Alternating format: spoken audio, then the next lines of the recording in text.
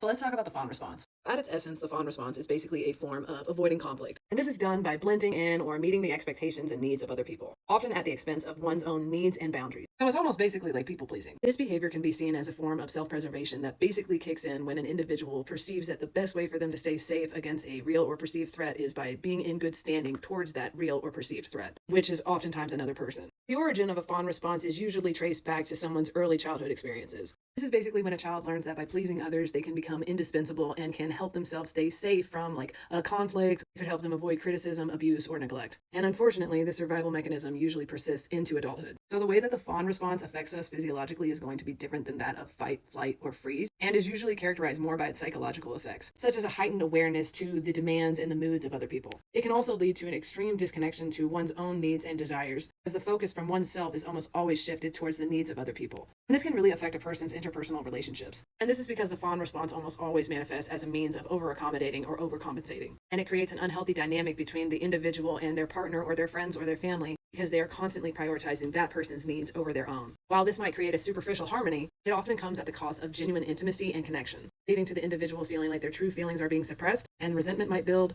The individual might feel a loss of personal identity and might feel empty. Addressing the fawn response requires a gradual process of the individual reconnecting to their own desires, needs, and boundaries. It's learning to assert oneself in a healthy and balanced way, one that honors both the individual's well-being and the different dynamics and needs within their relationships with other people. Therapy, coaching, and support groups really help with this, as well as helping the individual find out who they are authentically and build self-awareness and self-respect. So anyway, I hope that helps. Otherwise, my name is Sarah. I'm your favorite self-experimenting coach or companion, and I help you people reacquainted with who they most authentically are. You're an amazing person, and I hope you have the best day.